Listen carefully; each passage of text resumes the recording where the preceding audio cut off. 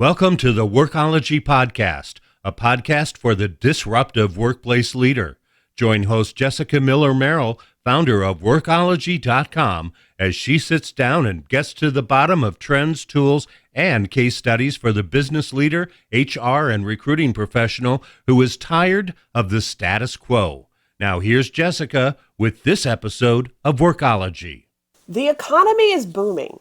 Employee retention, training, and development are some of the most pressing topics on the minds of your senior leadership. It's a good time to be in HR. It's also a great time to take advantage of HR's high visibility to level up your salary, either with a raise or a new job where you are making more money. My guest today coaches leaders of all levels, especially those who are in the $70,000 and $150,000 a year salary range, on how to increase their annual compensation by as much as 50%. But before we get to our guest, I want to say a heartfelt thank you to our sponsor, Clear Company. Today I'm joined by Catherine Jewell. Catherine is the founder of Career Passion Coach. She has a wealth of knowledge. Catherine, welcome to the Workology Podcast. Thank you so much, Jessica. I know we're going to be talking about how to increase your earning and income potential in human resources and recruiting. But before we get to all that fun stuff, let's talk a little bit about your background. Well, thanks. Well, I have a journalism degree, and I spent the first 20 years of my career in marketing and advertising. But I always had this desire to make presentations. And so after about 15 years in the field, I started training to be a trainer, and I was able to parlay my marketing director job into a training director role. Excellent. So you have a great background, and I wondered, how did you become a career coach? How did this all happen? Well, I've always been interested in the idea of find your passion. I think that the very first month that What Color Is Your Parachute came out, I was reading it. And I just always wondered, what is my passion? And I took an opportunity in '97. I moved from Des Moines, Iowa to Austin, Texas to start my own business. And of course, I wanted to do corporate training because that was my former career. But I found myself being asked by family and friends for career advice. And so eventually I studied to become a professional career manager. And so now I've been doing career coaching for 21 years. Wow. Well, you have a really interesting point of view, and you and I met at a New Year's Day event, January 1, and you were telling me about how you help folks go from kind of like the $70,000-ish range to $100,000 a year salary and beyond. So I wanted to talk about that. So we're talking about ways to increase your salary potential and just take advantage of this great economy that we're in. And we work very hard in human resources, and our roles are becoming more important than ever before. People need HR leaders. They need people who understand both human resources and the larger business. So according to PayScale, and this is from their website here, the average salary for an HR director is a little over $86,000 right now, while the average VP of HR salary is $134,000. And part of the work you do, Catherine, is to kind of move those people between that kind of 70 to 100-ish range. So I wanted to ask you, what's the first thing that HR leaders should be doing to try to get them over that 100K hump? Well, the first thing almost sounds too easy. It's never tell what you earn when you're looking for a job. The only person who should know what you earn is your spouse and your career coach. And so when you're looking for a job, the most important thing is to act as if you are already at the 100K level. So you just hold yourself differently, and in the job hunt, you act as if you're at that level already. I feel like that could be a challenge for some of us who are in HR and we do maybe salary and compensation and we understand pay bands and ranges. What you're saying is don't share that information about your current salary. So I wonder if for HR leaders, if I would be a little uncomfortable because it's part of my job in HR to ask these questions. How do people get over that? Well, what you need to remember is when you're seeking a new position, you need to act like all the other job seekers. And so you don't want to reveal that information, and there are a number of different ways to get around it. But the most important way to get around it is to simply avoid the conversation. So when a recruiter calls you from your LinkedIn profile, you're going to start out by saying, well, the job sounds really interesting. Tell me more. And they're going to say, how much do you earn? And you're going to say, well, I'm a human resources manager in a global company. I think you could probably guess my salary. But it's more important right now that we know that this is the right job fit. So in other words, you're going to avoid the answer. You do not speak numbers. I like that. So it might be a little bit of interview practice where somebody asks you that question so that you can be prepared to be able to handle the response, which is not telling your current salary and just saying, you probably can guess my range based on my experience and what I do at XYZ. Right. You can also turn it around and say, what is the salary band for this position? And then if they're willing to reveal any number, you can say, we're in the same ballpark. We're good. Let's continue talking. I think that most people who are listening know that there's different levels of work required depending upon the responsibility of the position, the stage of the company, the current job role, the number of 80-hour weeks that might be required. Your expectation might be to earn a little bit more if you're going to be spending more time. So I do think that culture fit and really understanding the role is important. But I kind of like how you're going about this. Good. I hope everyone else agrees. This is very, very interesting. Well, let's talk about this. So let's say that we want to make some more salary. We want a higher salary, but maybe we're not yet ready to start a new job at a new company.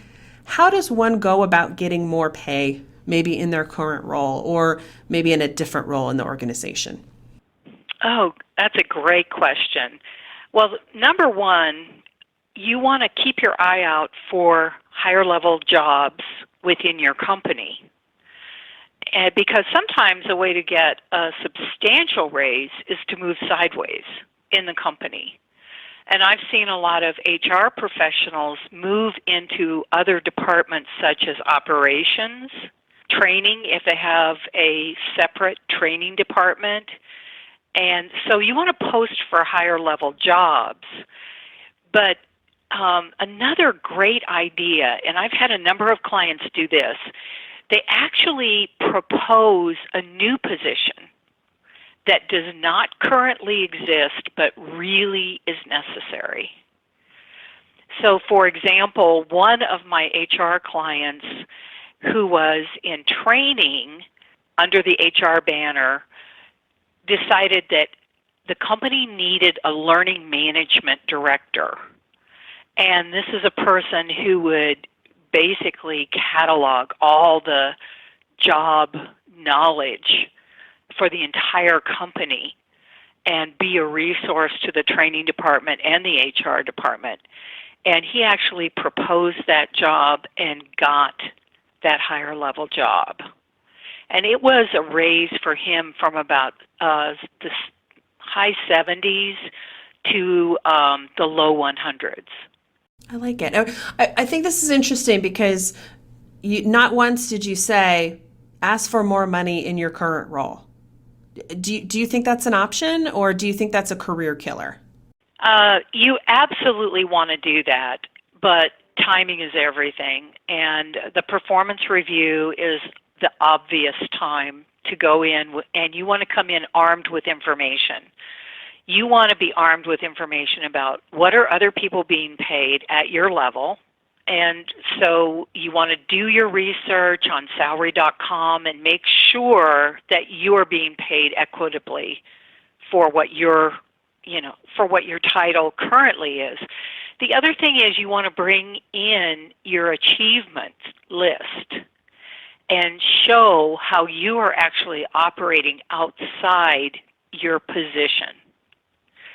Most people who have been in a job for, let's say, more than 4 or 5 years are actually operating one level above their title. And if you can convince management that you are actually operating at a different level, you can really substantiate maybe a $20,000 increase in pay. Let's take a reset. This is Jessica Miller Merrill, and you're listening to the Workology podcast. Today we're talking with Catherine Jewell on how to increase your salary and your income earning potential beyond the $100,000 a year threshold. You can connect with Catherine on Twitter at CJEWELL or CJewel. A special thank you to our sponsor, Clear Company. This podcast has been sponsored by Clear Company, a complete talent management platform that unifies recruiting, onboarding, performance management, and goal tracking into one award-winning solution. Visit clearcompany.com for product information. Let's get back to talking about a new job as the best means to increasing your earning potential. How does one go about doing that? Is it simply updating your LinkedIn profile and inviting a couple friends over for coffee to connect? Well, it's actually not too much more difficult than that. You want to pick a Saturday morning or some evening when you've got a lot of energy, and you update your resume as if you already had the next position. So what you want to do is research the next level of positions and make sure that your resume has many, many keywords in it. And you're going to want to rewrite your achievement statement so your very latest accomplishments are at the top of the resume. The other thing you want to do, and this a lot of HR people are going to be really sensitive to, but I suggest you may want to change your title on LinkedIn and on your resume. And the reason I say that is that a lot of the titles that are given out today are not very descriptive of what the person actually does. And that the example of that is that you may be an HR consultant. That could be your title, but you actually are doing all the HR work for an entire division of a company. And so on your LinkedIn profile, I think it's fair to say HR manager of blank, blank division. And the reason that you might want to do that is to just show, hey, I'm operating at this level, because other recruiters are going to want to be able to know who you are by looking at your title. And then finally, yes, start networking right away, but the place to target is friends and contacts who are in the right positions or companies that you want to work for. So in other words, you want to focus your time on fellow HR people and on people who work in companies that you would just really love to work for, some of the biggest names in the business that everybody's talking about. I think this is a great point, because I do think that sometimes we think that, oh, that person who has all the LinkedIn connections or that always seems to be going to coffee, or maybe their StrengthsFinder top 5, in their top 5 is a woo. They might not be the best person to connect with for your job search. I do like the idea of targeting specific contacts for right positions within a specific organization. Right. And it's not networking if you don't meet with that person, at least by telephone. So, telephone would probably be the least effective way, but if you can Skype or Zoom with that person for even 45 minutes, you are going to get so much information that will help you in your job search. So you want to turn your networking conversations into conversations that show your admiration for the other person, but also that ask them for very specific details. Like, can you tell me how your HR department is structured? Do you have any openings right now? Who's the manager of the HR department? Almost like an informational interview. It is. Absolutely. But don't forget, the first part has always got to be how much you admire that person and how did they get to be to where they are. Because you want to show them, hey, I believe in you and I know that you have a lot of wisdom to give me. Because people love doling out wisdom. It's just human nature that we enjoy it when someone else asks our opinion about something.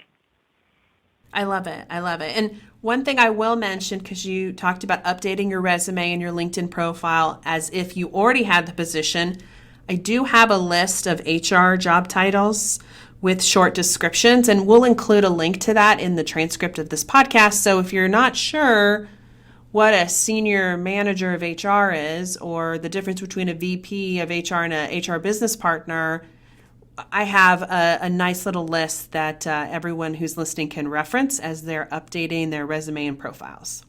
Oh, that's fabulous. It's hard sometimes to get a job ladder like you're talking about in all the different professions. Sometimes we just have to guess at which position is actually a higher position than another. And so I think that that's a fabulous resource that people should check out.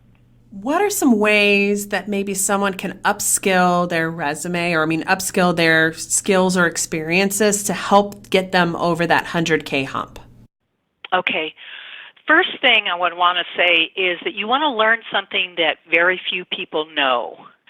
For example, sometimes there's a learning management system, and I'm not saying get so familiar with it that you could actually program it or operate it, but learn it well enough that you could manage someone who's responsible for it. And so if there's any new tool or software or something that's being done regularly, you be the person who learns that first so that you can teach other people on the staff about it. And then another idea I have is that you're doing great work. You have great programs.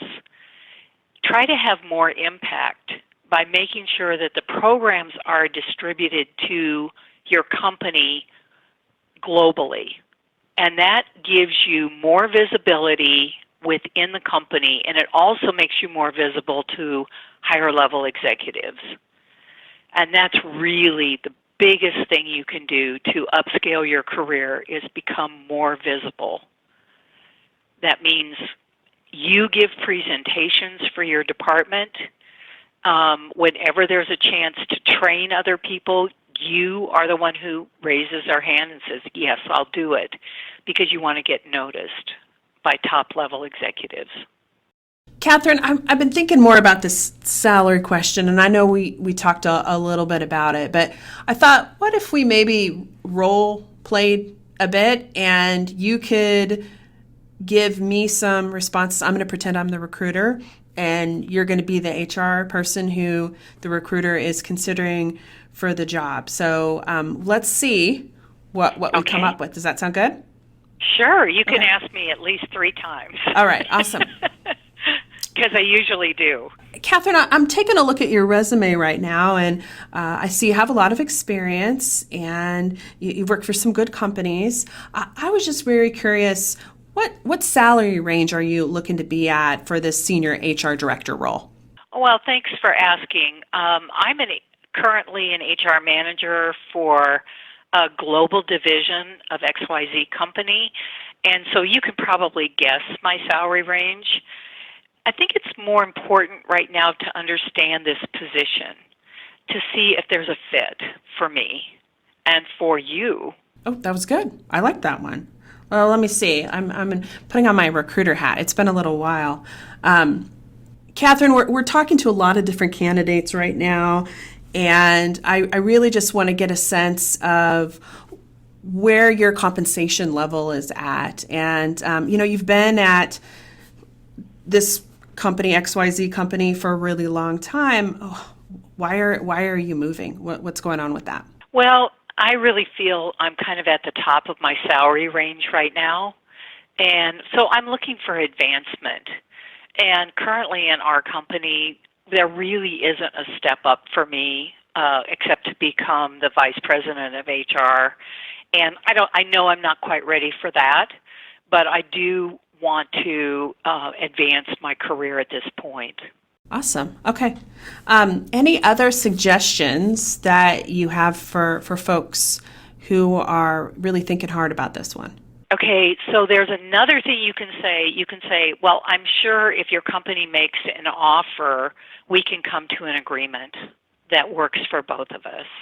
And another thing that you can say is, I've researched this job title, and I've done some research on your company, and I know that you pay competitive salaries, so I know we're going to be in the same ballpark.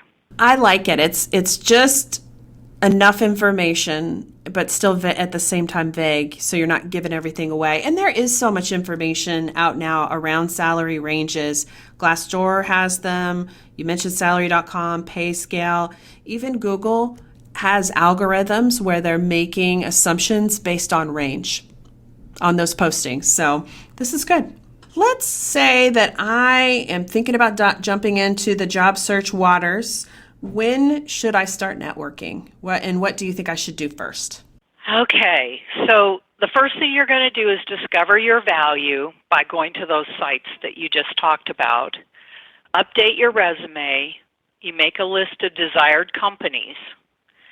And then you're going to begin by networking within those desired companies and connecting with employees. Now, when you connect with employees, let's say your target is Amazon. You can connect with anyone at Amazon who is a friend of a friend of a friend. And, when you have your networking conversation, you're going to talk to them about culture, and you're going to talk to them about corporate structure so that you can kind of figure out how many HR people do they have locally, and is there a place for me? Then finally, when you're ready, I would register on one site, and that is Indeed.com. And the reason I propose that is that Indeed seems to have the best algorithm and will send you jobs that really are a good fit for you. And they won't send you a lot of junk. And so I think keep it simple. Indeed.com will work great for you. Thank you. Thank you for those tips.